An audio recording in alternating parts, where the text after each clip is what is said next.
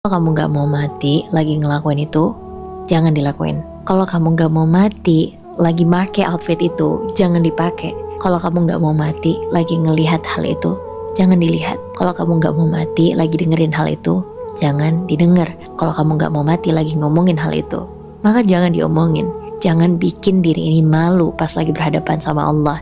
Karena kematian bisa menimpa kita kapanpun dan dimanapun. The problem is with death. Here's the thing, kita gak tahu kapan, dimana, atau bagaimana kita mati. Allah said in Quran surat Luqman ayat ke-34, Bismillahirrahmanirrahim, wa ma tadri nafsum bi ayyi ardin tamut, innallaha alimun khabir. Dan tiada seorang pun yang dapat mengetahui di bumi mana dia akan mati. Sesungguhnya Allah Maha mengetahui lagi Maha mengenal. Jadi kita nggak tahu kapan ajal akan menjemput kita. One thing that we know for sure is Allah Subhanahu wa taala said, kullu nafsin dha'iqatul maut.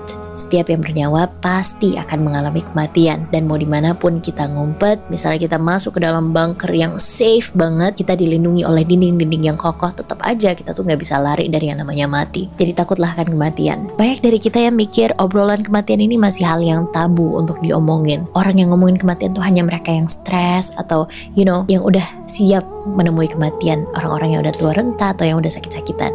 Padahal gak sama sekali. Kematian bisa menimpa siapapun dan dimanapun. Jadi kita nggak perlu sombong. Dan aku sekarang lagi sering banget denger yang namanya YOLO, you only live once. Apalagi coming from those who are still very young. Orang-orang yang ngerasa ini satu-satunya kesempatan aku hidup, jadi aku harus gunain sebaik mungkin. Tapi diartiin dengan cara yang salah gitu loh guys. I gotta have fun, I gotta spend the best time of my life being with my friends, this and that. Okay, being with your friends is not wrong. Tapi menurut aku yang salah adalah ketika kita mengorbankan agama kita demi itu semua. Karena tujuan akhir kita tuh sebenarnya bukan itu. Nanti pas kita mati semua itu gak ada gunanya. Justru yang berguna adalah yang kita udah exchange ke currency akhirat. Bayangin aja kalian tuh mau nginep di rumah temen selama 2 hari. Cuma 2 hari nih. Tapi barang yang kalian bawa tuh sebanyak 1 kamar full. Kalian bawa pindah isi kamarnya kalian ke rumah temen.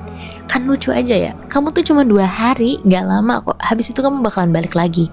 Jadi ngapain nih begini? Barangnya dibawa secukupnya. Usahanya juga gak usah berlebihan. Secukupnya aja. Nah gitu juga dengan kita yang ada di dunia ini. Toh kamu bakalan pulang, rumah kamu yang selamanya tuh di akhirat. Jadi kamu di sini secukupnya aja, nggak usah berlebihan. I know, apalagi di umuran kita tuh kayak kita pengen bebas, kita pengen ngelakuin ini dan itu, explore ini dan itu. Kalau misalnya udah nggak searah dengan yang Allah perintahkan kita untuk lakuin, udah tahan dulu. Aku bukan yang nggak mau have fun, mau juga kok. Tapi ada waktunya. Kayak menurut aku masih bisa di-postpone dulu. Have fun-nya nanti aja di akhirat, rumah aku yang selamanya. Di sana aku bisa bebas